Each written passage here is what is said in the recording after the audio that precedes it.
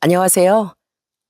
굴곡 많은 인생이지만 그래도 늘 감사한 마음으로 사는 50대 여자입니다. 살다 보면 예상치 못한 순간마다 삶의 방향이 바뀌곤 합니다. 슬픔이 찾아왔다가도 어느새 작은 기쁨이 다가오고 아주 사소한 선택 하나가 인생을 바꾸기도 하는 것 같고요. 그래서 요즘은 인생이라는 것이 참 경이롭다는 생각마저 듭니다. 저희 가족 또한 최근 믿기 어려운 놀라운 일을 겪었어요. 이렇게 사연을 적어 내려가면서도 어떻게 그런 일이 저희 가족에게 일어날 수 있는지 아직도 믿겨지지 않을 정도랍니다. 오늘 평소 제가 즐겨보는 이곳에 제 가족에게 찾아온 놀랍고도 감사한 순간들을 하나하나 나누어 보려고 해요. 결혼 전에 전 정말 특별할 것 하나 없이 평범하게 살았습니다. 부유하진 않지만 정 많은 부모님, 착한 동생들과 소소하지만 따뜻한 하루하루를 살아왔습니다. 그러다 성실한 남편을 만나 가정을 꾸렸고요. 남들보다 더 많이 배우거나 더 많이 가진 건 없었지만 그래도 남에게 나쁜 짓 안 하고 떳떳하게 살았다고 생각합니다. 효주야, 내가 재벌은 못 되더라도 당신 고생은 안 시키고 살게. 우리 아들, 딸 딱 하나씩만 건강하게 낳아 잘 키우자. 남편은 포크레인 기사로 일하는 사람이었는데 저만큼이나 평범한 사람이었지만 가족을 사랑하는 마음은 세상 누구도 안 부러울 정도였습니다. 남편은 종일 흙먼지 속에서 힘들게 일을 하다가도 퇴근길엔 제가 좋아하는 붕어빵 한 봉지를 들고 들어오던 사람이었죠. 전 그런 남편과 두 아이를 낳았습니다. 우리 첫째는 예쁜 공주님이었는데 돌 지나서부터 말을 어찌나 잘하던지 동네 사람들이 다 서울대 보내라고 할 정도였어요. 아유, 공주님, 누굴 닮아서 이렇게 똑똑해? 우리 딸 진짜 영재학교 보내야 하는 거 아니야? 당신이 보기에도 그렇지? 아니, 저번에 보니까 이제 돌 지났는데 책을 꺼내서 읽더라니까. 애들 머리는 엄마 머리 닮는다는데 아무래도 우리 딸이 당신을 닮은 것 같아. 우리 공주님 엄마 닮아서 예쁘고 똑똑한가 보네. 우리 딸은 세상 무엇과도 바꿀 수 없는 큰 기쁨이었고 제 존재의 이유였답니다. 저는 마치 이 아이를 낳고 기르기 위해 태어난 것 같았어요. 그렇게 딸 키우는 재미에 흠뻑 빠져 살던 무렵 저희 부부는 감사하게도 둘째 아들을 임신하게 되었답니다. 병원에서 뱃속의 아이가 아들이라는 걸 들었을 때 딸을 가졌을 때와는 또 다른 기쁨이더라고요. 나 닮은 딸, 당신 닮은 아들까지 나오면 우리 완전 100점짜리 가족이겠다, 여보. 난 요즘 정말 남부러울 게 하나도 없어. 우리 가족 건강하고 지금처럼 행복하면 더 바랄 게 없잖아. 그땐 제가 세상에서 제일 행복한 사람인 줄 알았습니다. 몇 달 뒤 둘째 아이도 건강하게 태어나 집안의 귀여움을 한 몸에 받았죠. 저희 딸은 갓 태어난 동생을 신기하면서도 저만큼이나 아껴주었어요. 엄마, 아기 손이 되게 작아요. 어? 지금 나보고 웃는 것 같아요. 아가야, 누나 보고 웃었어? 이 아가 이름은 준이야, 준이. 준이가 누나 보고 좋아서 웃나 보다. 앞으로 둘이 평생 친구처럼 사이좋게 지내야 한다. 저는 금쪽 같은 제 아이들을 바라보며 앞으로의 날들 역시 기쁨으로 가득 차리라 믿었습니다. 하지만 식구들이 건강하기만을 바라던 제 소망은 너무나도 쉽게 깨져버렸어요. 언제나 방긋방긋 잘 웃기만 하던 저희 둘째가 돌이 지나고 17개월이 됐을 때까지 아무리 불러도 돌아보질 않더라고요. 준이야, 엄마 여기 있는데 준이 어디가? 엄마한테 와야지. 준이야, 정준이. 그뿐만 아니라 저희 큰애는 돌진하고 곧잘했던 심부름도 전혀 하지 못했습니다. 저는 매일같이 둘째에게 엄마 주세요, 엄마 줘야지 소리를 달고 살았지만 우리 준이는 번번이 등을 돌리고 모른 척만 했습니다. 당연히 20개월 때까지 엄마 아빠 소리도 못했고요. 결국 전 떨리는 마음으로 아이를 데리고 병원에 갔습니다. 그리고 정말 충격적이게도 자폐 판정을 받고 말았어요. 그날 제가 엄마인지도 모르는 것 같은 아이를 데리고 병원을 다녀오며 얼마나 많이 울었는지 모릅니다. 그때 심정은 아이를 데리고 차라리 사라져버리고 싶었어요. 그렇게 지하 밑바닥으로 무너져 내린 절 끄집어내준 건 바로 저희 첫째였습니다. 병원에 다녀와 전 슬픔에 사로잡혀 우리 준이가 어디에 부딪혀서 우는지 뭘 하는지도 몰랐어요. 그런데 잠시 정신을 차려보니 유치원생이던 우리 첫째가 넘어져 울고 있던 동생을 챙기고 있더라고요. 준이야, 누나야, 누나. 누나 보여? 이렇게 넘어지면 울지 말고 털고 일어나면 돼. 누나가 손잡아줄게. 그러면 너 일어날 수 있지? 평소에 그렇게 호명 반응이 없던 저희 둘째가 지 누나가 다정하게 부르니까 눈물을 뚝 그치고 누나 얼굴을 뚫어져라 보고 있더라고요. 저 아이들을 두고 제가 언제까지 무너져 있을 수는 없더라고요. 남편 역시 자꾸 울기만 하는 제게 큰 힘을 줬습니다. 여보, 이럴 때일수록 부모인 우리가 강해져야지.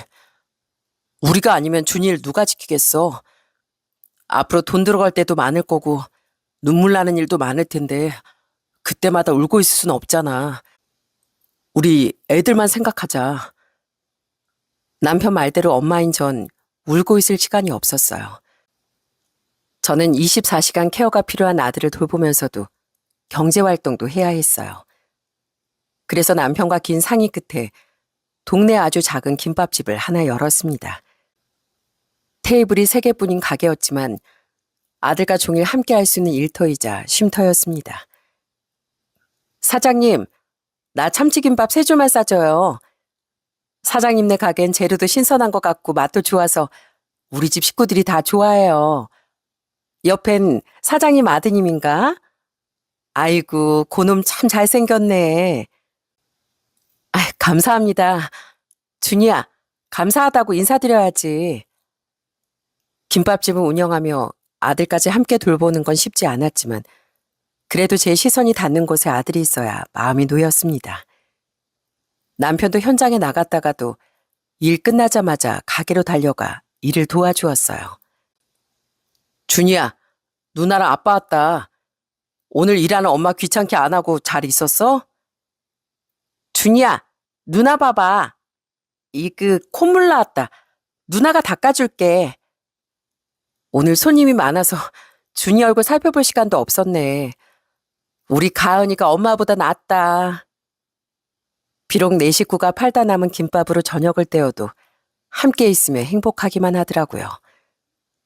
동네 사람들도 저희 부부를 보고 늘 성실한 부부라며 칭찬을 많이 해주셨습니다. 일부러 제 가게까지 와서 김밥을 팔아주시기도 하고요. 전 아침이면 둘째를 데리고 김밥을 말고 남편은 큰딸을 학교에 데려다주고 출근하고 저녁이면 온 가족이 모여 오늘 있었던 일을 나누는 소소한 일상이 참 평온했습니다. 저희 딸은 학교 들어가고 나선 제가 잔소리하지 않아도 공부도 열심히 하고 뭐든 스스로 척척 해내곤 했어요. 엄마, 그거 봐요. 내가 엄마 가게 그렸어요. 이 다음에 이렇게 공주님 가게처럼 반짝반짝한 가게 만들어줄게요. 그때 아빠가 큰 포크레인으로 엄마 가게 짓는 거 도와준다고 했어요. 우리 가은이 건주가 되고 싶다더니 엄마 가게도 지어줄 거야? 야, 엄마 완전 신나는데? 엄마 가게 옆에다 이렇게 크고 튼튼한 집도 지어서 준이가 마음껏 뛰어놀게 할 거예요. 그때 저희 딸의 꿈은 우리 가족이 안전하게 살 수 있는 집을 만드는 거였어요. 아무래도 둘째에게 손이 많이 가서 딸에게 늘 미안한 마음이 있었는데 아직 어린아이의 꿈마저 가족을 먼저 생각한다는 게 짠하기만 하더라고요. 그런데 하늘은 끝내 부족한 많은 엄마인 절 용서하지 않았던 것 같습니다. 저희 딸은 9살이 되던 해부터 잔병 치레가 유독 많아졌어요. 아기 때도 감기 한 번 안 걸리던 아이였는데 어느 날부터 자꾸 피곤해하고 고열이 잦아졌어요. 처음엔 감기련이하고 해열제만 먹였는데 시간이 갈수록 몸에 자꾸 멍이 들고 어쩌다 코피라도 한 번 나면 1시간 넘게 멈추질 않는 겁니다. 가은아, 안 되겠다. 병원 가자. 너 해열제 먹었는데도 열이 나네. 엄마랑 병원 갔다 오자. 엄마, 우리가 병원 가면 준이는 어떻게 해요? 아빠도 일 가서 집에 없잖아요. 엄마가 이모한테 부탁할게. 가은이 넌 동생 걱정 안 해도 돼. 그런 걱정은 엄마가 할게. 딸은 열이 펄펄 나면서도 동생 걱정부터 하고 있더라고요. 전 서둘러 아이를 챙겨 응급실에 데려갔습니다. 응급실에선 아이를 살펴보시더니 피검사와 엑스레이, 초음파까지 연달아 검사하더라고요. 단순한 독감이나 폐렴일 거로 생각했는데 의사 선생님이 얼굴이 무척 어두워 전 심장이 덜컥 내려앉았어요. 의사 선생님은 몇 번이나 정밀 검사를 더 해봐야 할 것 같다라는 말을 반복하셨습니다. 그때부터 저의 불안은 걷잡을 수 없이 커졌어요. 그리고 그로부터 며칠 뒤 저는 숨이 턱 막히고 정신이 아득해지는 검사 결과를 듣고 말았습니다. 어머님, 유감스럽게도 가은이가 단순한 열감기로 아픈 게 아닌 것 같습니다. 혈액검사 수치와 골수검사 결과 소암, 그러니까 급성 림프구성 백혈병으로 보입니다. 그건 바로 저희 딸이 소아암이라는 잔인한 진단이었어요. 그때 제가 얼마나 하늘을 원망했는지 모릅니다. 이때까지 늘 평정심을 유지했던 남편도 그때 완전히 무너져 내리더군요. 저희 부부는 아이들 앞에서 울지도 못하고 화장실 문을 걸어 잠그고 서로 주먹을 깨물고 소리 없이 오열했어요. 엄마, 아빠, 울었어요? 눈이 빨개요. 나 많이 아프대요? 병원에 계속 와야 한대요? 가은아, 가은이가 아주 독한 감기에 걸려서 병원에 몇 번 더 와야 한다는데 어쩌지? 우리 가은이 씩씩하고 용기 있으니까 병원 잘 다닐 수 있지? 하지만 소아암은 9살 아이가 견딜 만한 병이 아니었습니다. 저희 딸은 그 작은 몸으로 10시간의 수술, 16차례 항암, 조혈모 이식을 2번이나 받아야 했으니까요. 천문학적인 금액의 양성자 치료까지 받았고요. 하지만 아이는 점점 더 힘을 잃어갔고 전 언제 딸을 잃어버릴 줄 모른다는 두려움 속에 살았습니다. 어쩌면 그때 전 우리 딸만큼이나 몸과 마음이 아픈 상태였던 것 같아요. 하지만 저희 딸은 그 순간에도 엄마인 제 걱정을 가장 먼저 해주더라고요. 9살밖에 안 된 애가 제가 힘들어할까봐 울지도 않고 오히려 제게 노래를 불러줬어요. 엄마, 나 괜찮아요. 엄마 또 울었죠? 우리 엄마 완전 울보네. 준이가 울 때 내가 노래 불러주면 금방 그쳤거든요. 그니까 내가 엄마한테 노래 불러줄게요. 우리 딸 노래도 잘하네. 우리 딸 다 나오면 건축가가 아니라 가수를 해야겠다. 엄마 가은이 노래 듣고 너무 좋아서 눈물이 쏙 들어갔어. 고마워 우리 딸. 엄마가 정말 사랑하고 미안해. 아픈 아이를 지켜본다는 건 부모인 제 가슴을 매일 갈기갈기 찢는 일이었습니다. 아이 몸에 주사바늘 자국이 늘어나고 딸의 머리카락에 하나둘 빠져나가는 모습을 지켜보는 건 지옥 그 자체였어요. 그 순간에도 저희 딸은 엄마인 제게 괜찮다며 먼저 웃어 보였고요. 엄마, 나 머리 다시 기르려면 엄청 오래 걸리겠죠? 아쉽다. 엄마가 머리 따주는 걸 좋았는데 대머리 공주는 없잖아요. 아니야, 우리 딸 라푼젤 좋아하지? 라푼젤은 긴 머리를 잘라도 여전히 공주잖아. 우리 가은이는 엄마 아빠한테 영원히 제일 예쁜 공주님이야. 그러면서 제가 저도 모르게 눈물을 흘렸나 봅니다. 딸은 작은 손으로 제 눈물을 닦아주었어요. 그리고 그건 제가 딸과 나눈 마지막 대화가 되었습니다.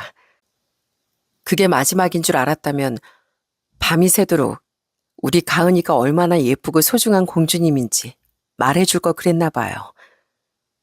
병원에서도 더 이상 치료는 의미가 없을 것 같다는 판단을 내렸고 저희 부부는 정말 딸을 보내줘야 하는 잔인한 현실과 마주하고 말았죠.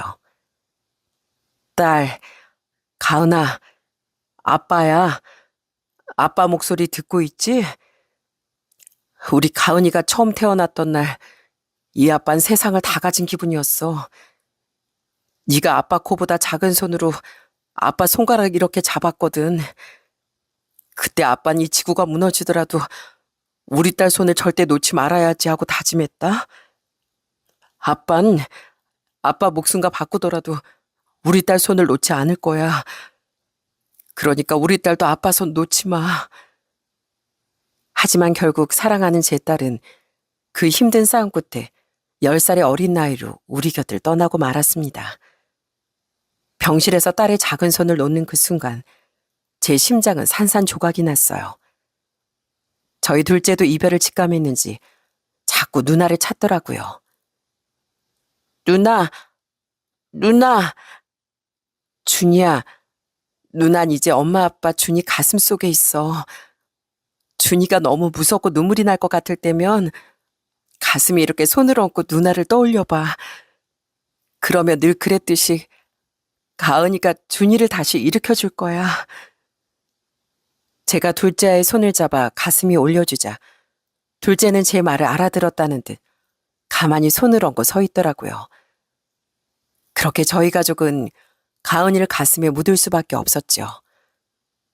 슬프게도 제 아이를 떠나보낸 다음 날에도 그 다음 날에도 삶은 계속 이어졌습니다. 남편은 긴 휴가를 끝내고 출근을 했고 저는 말 안 듣는 둘째를 어르고 달래가며 김밥집에 나갔어요.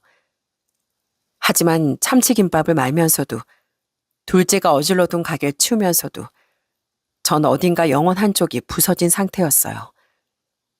가끔 김밥집을 찾은 모녀 손님들을 보면 제 딸 생각이 나서 그렇게 눈물이 나더라고요. 엄마, 이 집 김밥 진짜 맛있다. 그치? 사장님, 김밥 몇 줄만 더 포장해 주실래요? 어? 근데 사장님 지금 우시는 거예요? 아니에요. 눈에 뭐가 들어갔나. 김밥 포장해 드릴까요? 저희 딸이 살아있었다면 딱 저 나이였을 텐데 싶어 저도 모르게 눈물이 나는 걸 참을 수가 없더라고요. 저희 딸이 우는 절 봤다면 엄마 왜 울어요? 하고 제 눈물을 닦아줬겠죠. 손님들이 가고 난 뒤 전 딸을 생각하며 멍하니 서 있었습니다. 그러자 우리 둘째가 손으로 제 얼굴에 맺혀있던 눈물을 쓱 하고 닦아주는 게 아니겠어요? 준이 지금 엄마 눈물 닦아준 거야? 고마워. 이제 엄마 안 울게. 엄마 괜찮아. 아들은 가끔 딸 생각하며 혼자 술잔에 기울이는 남편 곁에 얌전히 앉아있기도 했어요. 평소엔 잠시라도 가만히 못 있는 애인데 아마 남편이 제 누나를 그리워하는 걸 알았나 봐요. 오늘은 우리 아들이 이 아빠 술 친구 해주는 건가? 준이야, 오늘이 무슨 날인 줄 알아? 오늘 네 누나가 하늘 날아간 날이야. 그래서 아빠가 술 한잔 했어. 우리 아들이 아빠 혼자 술 먹지 말라고 옆에서 주니까 정말 좋다. 참 좋아. 저희 부부는 아들이 이대로 곁에 있어주는 것만으로도 너무나 감사했습니다. 그래서 이 마음을 좀 더 좋은 곳에 나누고 싶었어요. 제 아이들을 위해서라도 좋은 일을 하며 살아야겠다고 늘 다짐하고 있었거든요. 그러다 좋은 곳을 알게 되어 동네 인근의 보육원과 발달장애 아동센터를 찾아가 봉사활동을 시작했습니다. 아이들에게 밥도 해주고 함께 뛰어놀기도 했어요. 저희 둘째가 겪는 어려움을 떠올리며 다른 아이들에게도 조금이나마 힘이 되어주고 싶었거든요. 그러면서 센터에서 어떤 교육을 하는지도 알게 되었고 저희 둘째도 늘 엄마 있는 것보다 또래 친구들과 어울리면 어떨까 싶었죠. 남편도 같은 마음이었는지 제게 넌지시 묻더라고요. 여보, 아무래도 당신 혼자 가게 일도 하면서 아이 돌보기 힘들 텐데 돌봄 시간이 좀 더 긴 곳으로 준일 보내보면 어떨까? 센터 선생님들도 다 좋으신 분들 같고 준이 사회성 발달에도 좋을 것 같아. 그 당시 저흰 둘째를 발달센터의 단기 프로그램에 잠시씩 보내고 있었습니다. 단기 프로그램은 하루 2~3시간 정도만 맡길 수 있는 짧은 수업이었어요. 그래서 저흰 상의 끝에 준일 발달센터 종일반에 보내기로 했습니다. 처음엔 아이가 잘 적응할 수 있을지 걱정이 정말 많았습니다. 역시나 둘째는 센터에 적응하지 못했고 심지어 같은 센터에 다니는 친구에게 괴롭힘을 당하는 것까지 목격하고 말았어요. 저는 결국 둘째를 안고 센터를 나오고 말았고요. 엄마가 미안해. 엄마가 우리 준이 평생 친구 해주기로 했으면서 엄마 힘들다고 우리 준이를 혼자 뒀어. 미안해. 엄마가 미안해. 그 사건으로 큰 충격을 받은 전 둘째와 이제 한 몸이라고 생각하고 24시간 아들 곁을 지켰습니다. 저희 아들 상태는 숫자를 좋아하고 외우는 것도 곧잘하지만 저와 남편을 엄마 아빠라고 부르지 못하는 정도였어요. 정말 발로 뛰어서 특수학교에 어찌어찌 입학시키고 졸업까지 했지만 아들은 성인이 되어서도 직장 생활은커녕 사회생활도 타인과의 소통도 여전히 쉽지 않았습니다. 전 20년 가까이 둘째를 옆구리에 끼고 김밥집을 운영할 수밖에 없었죠. 둘째도 김밥집이 익숙했는지 가게에선 돌발 행동도 적고 심부름도 곧잘 하곤 했습니다. 준이야, 이거 저쪽 손님들께 가져다 드려. 떨어뜨리지 않게 조심해서. 물론 제 아이의 상태를 보고 무례한 말을 하거나 심지어 욕을 하는 못된 사람들도 있었어요. 뭐야, 이 사람 상태가 왜 이래? 아니 사장님, 밥맛 떨어져서 김밥 먹겠어요? 나 이거 안 먹을 테니까 도로 가져가요. 그때마다 제 가슴엔 남모르게 우라가 쌓여갔지만 그래도 제 아이를 이해해 주시고 좋게 봐주시는 손님들이 많았기에 다행이었습니다. 아유, 준희 씨 라면 뜨거웠을 텐데 한 방울도 흘리지 않고 잘 가져왔네요. 고마워요. 사장님, 오늘 준희 씨 표정이 참 밝은 것 같은데요. 오늘 아침부터 아빠랑 실컷 숫자 놀이하고 나왔거든요. 준희야, 손님께 감사하다고 인사드려야지. 감사합니다. 따뜻한 손님들 덕분에 느리게만 돌아가는 저희 김밥집도 무사히 영업을 이어갈 수 있었어요. 그렇게 늘 그렇듯 김밥을 싸던 어느 날 영업을 종료할 시간이 되어 슬슬 마무리를 하고 있었어요. 그런데 그때 어떤 양복을 입은 남자가 가게 문을 열고 들어오더라고요. 안녕하세요, 사장님. 저희 회사가 내일 모레 워크숍을 가는데요. 혹시 버스에서 먹을 김밥을 좀 준비할 수 있을까요? 100인분 정도 될 것 같습니다. 100인분이요? 한꺼번에 그렇게 많은 김밥을 싸본 적이 없어서 가능할지 모르겠네요. 꼭 좀 부탁드립니다. 원래 다른 집에 맡기려다가 우리 회사 직원들이 이 집 김밥이 그렇게 맛있다길래 일부러 여기까지 왔어요. 제일 비싼 김밥으로 종류별로 100인분만 부탁드릴게요. 내일 모레 오전 7시쯤 가지러 오겠습니다. 남잔 꼭 좀 부탁드린다며 몇 번이나 감사하다는 인사라고 돌아갔습니다. 20년 가까이 김밥집을 운영했지만 그렇게나 많은 김밥을 주문받긴 처음이었어요. 결국 남편까지 두 손을 걷어붙이고 김밥 100인분 준비에 돌입했습니다. 준이야, 오늘은 네가 엄마 아빠 잘 도와줘야 돼. 엄마 아빠가 해야 할 게 아주 많거든. 준이도 잘할 수 있지? 네. 둘째는 씩씩하게 대답하더니 정말 상자도 날라주고 잔심부름도 도맡아 해주더라고요. 오랜만에 우리 식구들이 똘똘 뭉쳐서 멋진 협업을 해낸 순간이었어요. 저흰 밤늦게까지 기본 준비를 끝내고 대망의 당일 아침 새벽까지 가게로 나와 김밥 100주를 사기 시작했습니다. 손님이 맛있는 김밥으로 준비해달라고 하셨기에 손이 많이 가는 참치김밥, 불고기 김밥, 돈가스 김밥까지 골고루 준비했어요. 여보, 나도 포크레인 때려치우고 같이 김밥 말까봐. 나도 당신만큼 잘 말지? 옆구리도 이것 봐. 하나도 안 터졌잖아. 어머, 진짜네? 우리 신랑 아예 부부 김밥집으로 바꿔야 할까봐. 이제 손님 올 시간 거의 다 됐다. 준이야, 엄마 나무젓가락 좀 가져다 줄래?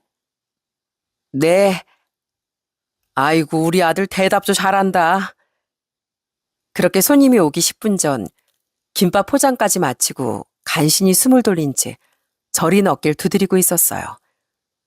하지만 약속했던 7시가 돼도 30분이나 지나도 손님은 올 기미가 보이지 않더라고요. 이상하다. 30분이나 지났는데 왜 안 오시지? 전화도 안 받고 혹시 무슨 일 생긴 걸까? 회사 이름이라도 알았으면 내가 배달이라도 갔을 텐데 조금만 더 기다려보자고. 워크숍 간다고 했다며. 인원 다 모이는데 시간이 걸리는 모양이지. 하지만 그로부터 1시간이 더 지나서도 손님은 영영 나타나지 않더라고요. 따뜻했던 김밥은 이미 다 식어버렸고 전 그제야 이게 말로만 듣던 노쇼라는 걸 알았어요. 재료비도 재료비지만 이틀 동안 세 식구가 힘을 합쳐 만든 김밥을 팔지도 못하고 버리게 생긴 게 너무나 화가 났습니다. 남편도 몹시 분노하며 당장 이 인간을 찾아내겠다고 난리였어요. 아니, 1, 2인분도 아니고 100인분씩이나 주문하고 안 오는 게 말이 돼? 이거 당장 경찰에 신고해버려야겠어. 경찰에 신고해서 그 사람을 잡는다 해도 이 많은 김밥을 다 어쩌면 좋아. 오늘 오는 손님들께 다 식은 김밥을 팔 수도 없고. 저는 화가 나는 동시에 테이블에 산더미처럼 쌓인 김밥을 보고 너무 아까워 눈물이 날 것 같더라고요. 저희가 일찍부터 나와 부산을 떨다가 발을 동동 구르고 있자 옆가게 사장님이 무슨 일인가 싶어 와보셨어요. 사장님, 무슨 일이세요? 이 아침부터 부지런히 움직이시더니 왜 아직 김밥이 그대로예요? 일을 어쩌면 좋아요. 글쎄 며칠 전에 김밥을 100인분이나 주문했던 손님이 연락도 없고 나타나지도 않네요. 네? 진짜요? 혹시 그 양복 입고 안경 낀 남자예요? 아유, 사장님도 당하셨네. 그 사람이 요즘 동네 돌아다니면서 못된 장난을 치고 있다니까요. 나도 저번에 꼼짝없이 당할 뻔했는데 예약금 얘기를 하니까 냅다 도망가는 거 있죠? 진짜 대대적으로 경찰에 신고해서 당장 잡아버려야지 이거 원. 옆집 사장님의 말씀을 들어보니 동네 가게를 돌아다니며 계획적으로 못된 장난을 치는 이상한 인간한테 속은 모양이었습니다. 저는 너무 허탈해서 자리에 주저앉고 말았어요. 세상에 무슨 그런 놈이 다 있어? 대체 이걸 어쩌면 좋아? 이 아까운 걸. 여보, 그럼 그 방법이면 어떨까? 경찰에 신고하고 한바탕 분주하던 남편은 갑자기 좋은 생각이 났다며 무릎을 탁 쳤습니다. 우리 이 김밥 보육원에 가져다 주자. 이거 다 참치김밥, 돈가스 김밥이라 보육원 애들도 진짜 좋아할 거야. 어차피 제값 받고 팔긴 글렀고 이참에 좋은 일이나 하자고. 보육원에? 그거 좋은 방법이네. 애들이 우리 김밥 정말 좋아하잖아. 맨날 돈가스 김밥이 제일 맛있다고 노래를 불렀는데 애들 주면 괜찮겠다. 저는 보육원에 전화를 걸어 사정 설명을 드리고 혹시 김밥이 필요하시냐 물었습니다. 보육원에서 마침 오늘 날이 좋아 야외 활동을 나가는 날이었다며 너무나 좋아하셨어요.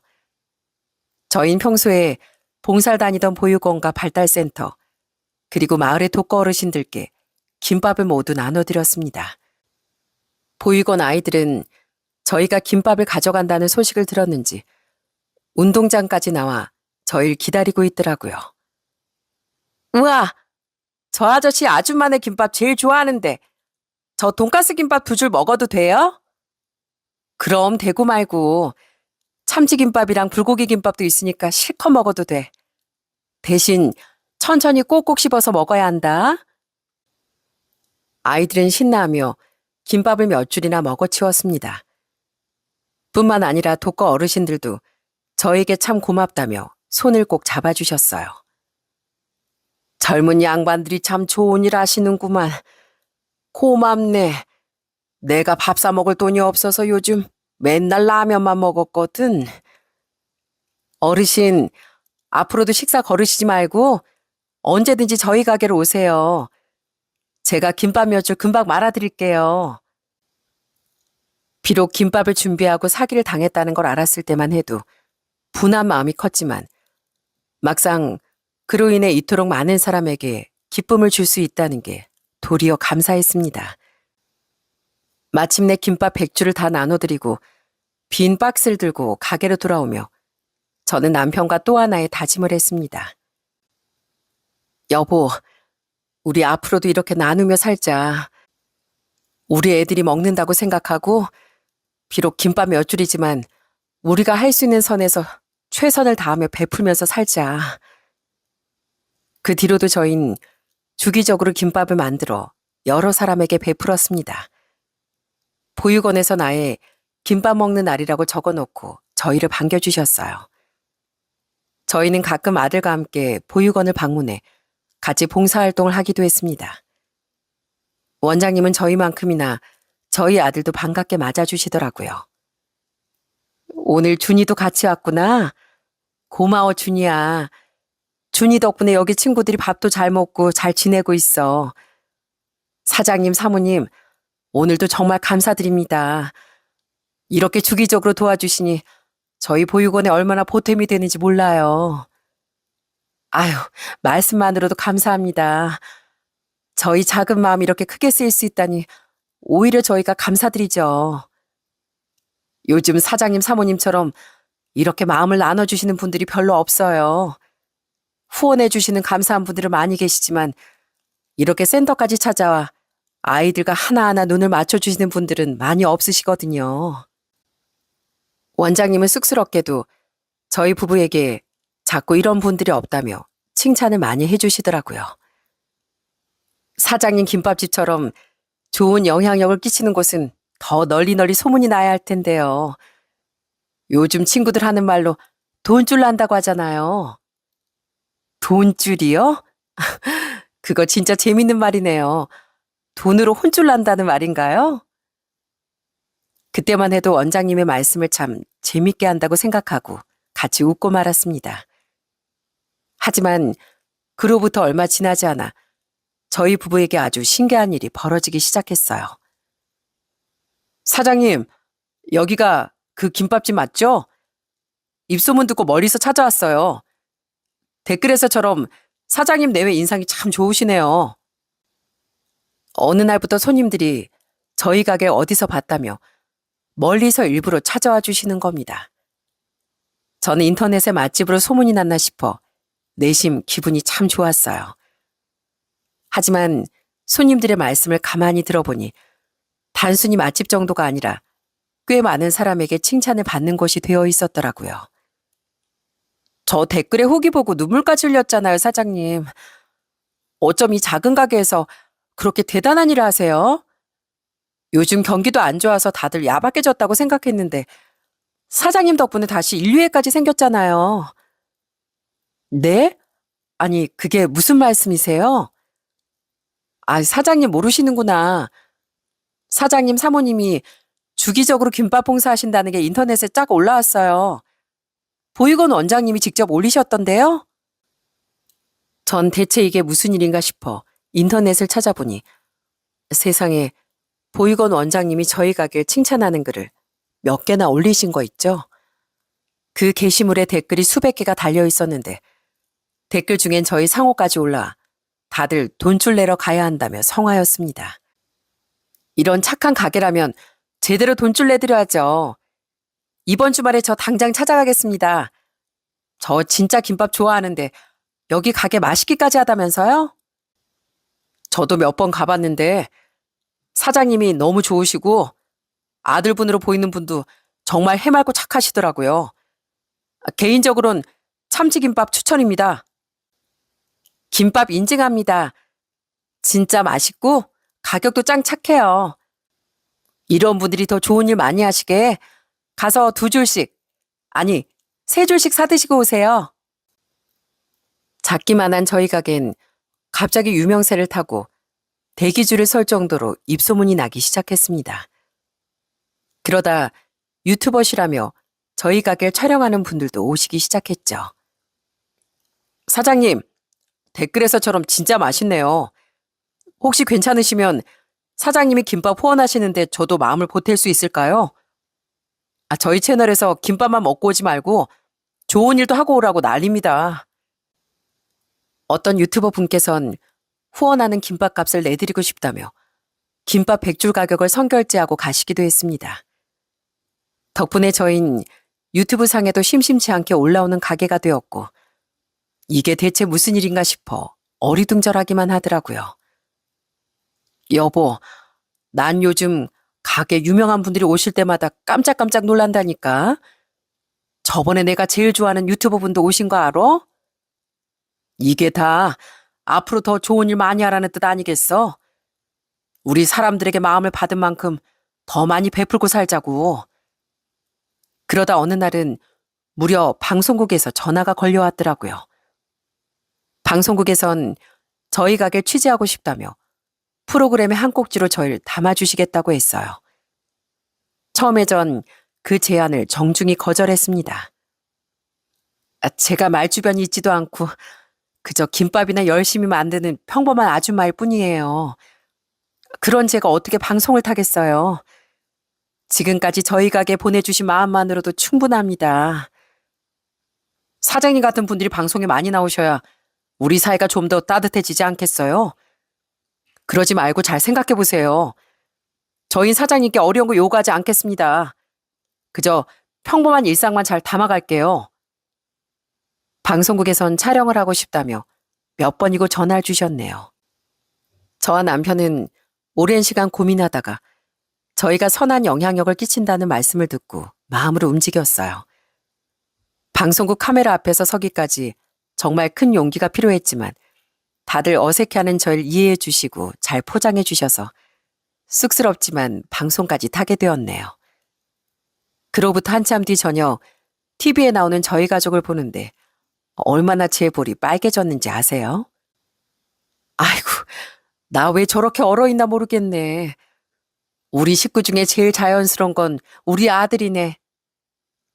하지만 이런 인기가 마냥 좋기만 한 건 아니더라고요. 가게 날마다 사람들이 몰리고 카메라 세례까지 받다 보니 아무래도 대인관계 어려움을 겪는 아들이 많이 힘들어했거든요. 제 아들은 김밥집에 나오는 걸 제일 좋아했는데 더는 아들이 즐겁게 놀 수 있는 공간이 아니게 되었죠. 준이야, 뭐 하고 있어? 엄마랑 가게 나가야지. 얼른 옷 입어. 우리 준이 이제 옷도 잘 입는데 오늘은 왜 그럴까? 안 가. 준이 안 가. 준이 집에 있을 거야. 어느 날부터 아들은 집에만 있고 싶어 했고 사람들이 몰려있는 것만 봐도 자꾸 숨으려고 하더라고요. 가게에 오시는 손님들이 다행히 장애에 대해 편견이 없으신 분들이 대부분이었지만 그래도 자폐가 있는 아들에겐 감당하기 힘든 일이었나 봐요. 그렇다고 장사를 더 하겠다고 아들을 두고 나오거나 센터에도 오래 맡길 수는 없는 일이었습니다. 사태가 이렇다 보니 전 아들 때문에 가게 문을 못 여는 날이 많아졌고 남편도 일을 줄이며 저 대신 집에서 아들과 함께 있기도 했어요. 가게 날이 갈수록 번창해서 옆가게까지 계약계 확장까지 했지만 어쩐지 저희 아들의 세계는 전보다 좁아진 것 같더라고요. 요즘 준이 때문에 정말 고민이야. 가게 문을 닫고 준이만 보고 있을 수도 없고 저번에 가게 데리고 나왔을 땐 소리를 지르고 도망가는 바람에 정말 난리였다니까. 저희 부부에게 가장 중요한 건 돈도 아니고 명예도 아닌 저희 아이들의 행복이었으니까요. 저흰 그 이후부터 아들을 가게에 데려나가는 걸 자제하고 대신 봉사활동이나 기부를 갈 때 동행을 했어요. 아무래도 자꾸 사람들을 만나게 해야 아들의 사회성에 도움이 될 것 같았거든요. 그 무렵 전 이제 20대 중반이 된 아들을 장애인 직업 훈련학교에도 보내고 독립적인 생활을 할 수 있도록 여러 체험센터에도 보내기 시작했죠. 물론 번번이 적응을 못해서 다시 손을 잡고 나와야 했지만 언제까지 부모인 저희 품에만 있을 수는 없는 일이었어요. 우리 준이가 이번에 직업훈련 다녀왔잖아. 성탄절 선물 포장도 하고 정리도 하는 일. 아휴, 근데 또 선물 상자 개수만 세다고 온 거 있지? 우리 아들 맨날 숫자에만 집착해서 어쩌면 좋아. 그러던 중 크리스마스를 앞둔 어느 날이었어요. 성탄절 깜짝 선물처럼 뜻밖의 선물이 저희 가족을 찾아왔지 뭐예요. 여느 날처럼 바쁘게 가게 일을 하고 있는데 어떤 중년 신사분께서 가게로 들어오셨습니다. 안녕하세요. 여기가 요즘 소문이 자자한 김밥집 맞죠? 옆엔 아드님 되시고요. 저도 신문에 인터뷰 실린 걸 보고 찾아왔습니다. 네, 맞아요. 인터뷰를 보셨다니 이거 참 쑥스럽네요. 저희가 말주변도 없고 사진 찍을 때마다 그렇게 어색해해요. 저희 아들만 방긋방긋 잘 웃는 것 같다니까요. 실제로 보니까 다들 인상이 너무 좋으신데요. 아드님 성함이 준희 씨라고 했죠? 반가워요, 준희 씨. 준희 씨가 부모님 일도 잘 돕고 아주 착한 아드님이라고 하던데 오늘 와서 보니까 맞는 것 같네요. 사실은 제가 이런 사업체를 운영하는 사람입니다. 중년 신사분은 저희 아들에 대해 한참 이것저것 물으시더니 명함 한 장을 건네주시더라고요. 명함엔 저도 잘 알고 있는 우리 회사 대표님이라고 써 있었고요. 어머, 저도 이 의류회사 잘 알고 있어요. 이런 큰 회사 대표님이 여기까지 찾아와 주시니 정말 영광이네요. 아닙니다. 오히려 제가 영광이죠. 제가 오늘 직접 가게를 찾아온 건 사실 드리고 싶은 말씀이 있어서입니다. 인터뷰 기사를 읽어보니 가게를 운영하시면서 아드님까지 24시간 돌보시고 계시더군요. 그래서 그런데 저희 회사는 의무적으로 장애인 직원들을 고용하고 있거든요. 사장님과 아드님만 괜찮으시다면 저희 회사의 아드님을 고용하고 싶은데 괜찮을까요? 보니까 준희 씨가 숫자를 그렇게나 잘 기억한다면서요? 놀랍게도 대표님은 저희 아들을 채용하고 싶다며 직접 김밥집까지 걸음을 하신 거였습니다. 대표님은 인터뷰 기사를 읽어보시고 저희에게 크게 감동하셨다며 저희가 출연한 방송이나 다른 인터뷰들도 다 읽어보셨대요. 그게 정말이세요? 정말 저희 아들에게 기회를 주시는 건가요? 아시다시피 저희 아들이 숫자에만 관심이 많지 다른 것엔 영 서툴러서요. 괜찮습니다. 저희 회사는 서로 부족한 부분을 도우며 상생하는 회사거든요. 저희는 준희 씨의 수적 감각을 아주 높게 사고 있습니다. 그러지 말고 회사에 직접 방문하셔서 다른 장애인 직원들이 어떻게 일하는지 보시고 결정하시는 건 어떨까요? 감사하게도 그 대표님은 저희 아들이 놀라지 않게 아주 많은 시간을 할애해 주셨답니다. 직접 회사에 나가 다른 직원들도 소개해 주시고 구체적으로 어떤 일을 하는지도 친절하게 설명해 주셨어요. 뿐만 아니라 제 아들이 일에 흥미를 느낄 수 있도록 놀이처럼 즐겁게 업무를 알려주셨답니다. 숫자 감각이 좋은 저희 아들은 재고를 파악하고 기록하는 일을 맡았습니다. 준이야, 너 정말 그 회사 가서 일할 수 있겠어? 엄마 아빠가 매번 같이 갈 순 없어. 그렇다고 집에 오고 싶다고 울거나 떼쓰면 안 돼. 준이 할 수 있어. 대표님이 열심히 개수 세면 된다고 했어. 물론 처음엔 크고 작은 시행착오를 겪었지만 아들은 제법 회사 일에 잘 적응해 나가더라고요. 그건 아들의 장애를 특이한 것이 아닌 특별한 것으로 봐주는 여러 동료 직원 덕분이었어요. 저흰 그분들에게 감사한 마음을 전하고 싶어 그동안 후원금을 받은 걸 보태 장애인 직원 복지를 위해 써달라고 후원금을 기탁했습니다. 물론 크지 않은 돈이지만 저희 아들에게 새로운 기회를 주신 감사함을 전하고 싶었거든요. 저희가 오히려 준희 씨 같이 훌륭한 직원을 채용하게 도와주신 감사 인사를 드려야 하는데 이렇게 후원까지 해주셔서 정말 감사합니다. 사장님이 보내주신 마음에 저희 마음을 보태 이번 연말에 장애 아동들을 위한 후원 행사를 진행하려고 합니다. 물론 맛있는 김밥을 부탁드려도 되겠죠?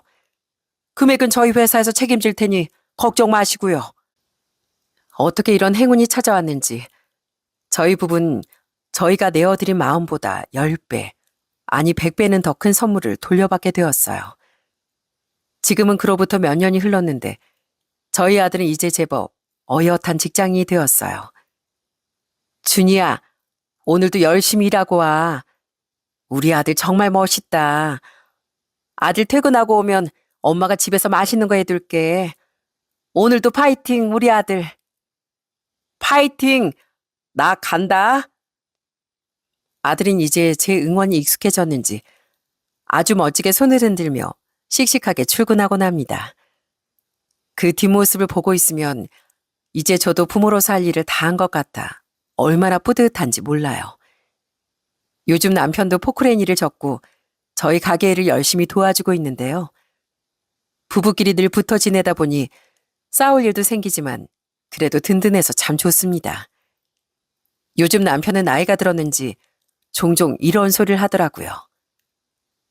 우리 아들도 이제 직장이라고 작기만 하던 김밥집도 이렇게 커진 걸 보면 우리 딸이 같이 있었으면 얼마나 좋아했을까 싶어.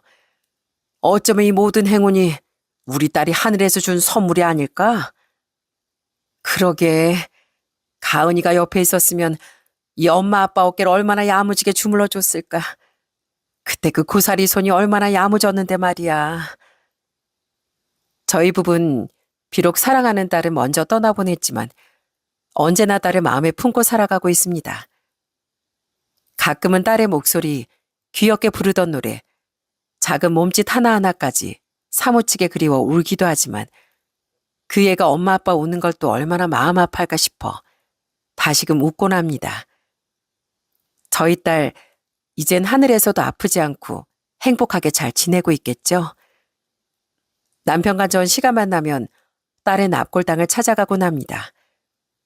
가서 속상한 일을 털어놓을 때도 있고 우리 딸이 그렇게 예뻐하던 아들이 얼마나 의젓한 어른이 됐는지 자랑하고 오는 날도 있어요. 비록 서로 몸은 멀리 있지만 마음만으로도 딸에게 사랑을 전할 수 있다는 것만으로도 조금은 편안해집니다. 저희 부부는 먼 훗날 딸을 만나러 갈 때까지 지금처럼만 열심히 김밥을 말며 그렇게 부지런히 살아가자고 약속했어요. 요즘 가끔 아들의 회사 직원분들이 저희 가게를 일부러 찾아 김밥을 드시고 가곤 합니다. 가게 오신 직원 중엔 아들처럼 자폐를 가진 직원들도 있었는데 전 자연스럽게 우리 아들을 대하듯 그분들을 챙기고 있어요. 꼭꼭 씹어서 먹어야 돼요. 물도 마시고. 저번에 소고기 김밥 잘 먹길래 오늘도 말아왔는데 입맛에 맞아요? 장애인 직원들은 김밥을 먹으며 계속 감탄을 하거나 즐거워했고 대표님 역시 찾아올 때마다 반응이 좋다며 연신 웃곤 하십니다. 저희 아들도 동료들이 잘 먹는 걸 보고 기분이 좋았는지 어느 날은 제게 이런 말을 다 하더라고요. 엄마 고마워요. 우리 회사 동료들 다 맛있게 먹었어요. 엄마 최고예요. 아이고, 우리 아들, 그런 말은 또 언제 배웠어? 엄마도 고마워. 엄마 김밥을 맛있게 먹어줘서. 저희 아들 덕분에 또 대표님과 회사 직원분들 덕분에 그리고 저희 김밥을 맛있게 드셔주시는 많은 분들 덕분에 오늘도 전 옆구리 안 터지게 열심히 김밥을 싸고 있답니다. 앞으로도 우리 딸과 아들을 위해 그리고 누군가의 작은 행복을 위해 김밥을 만들고 나누려고요. 저희 부부의 작은 정성과 마음이 누군가에게 큰 힘이 될 수 있다는 걸 알기에 오늘도 전 감사한 마음으로 주방에 서 있습니다. 앞으로도 오래도록 진심을 가득 담은 김밥 잘 만들어 볼게요. 지금까지 제 사연 끝까지 들어주셔서 정말 감사합니다.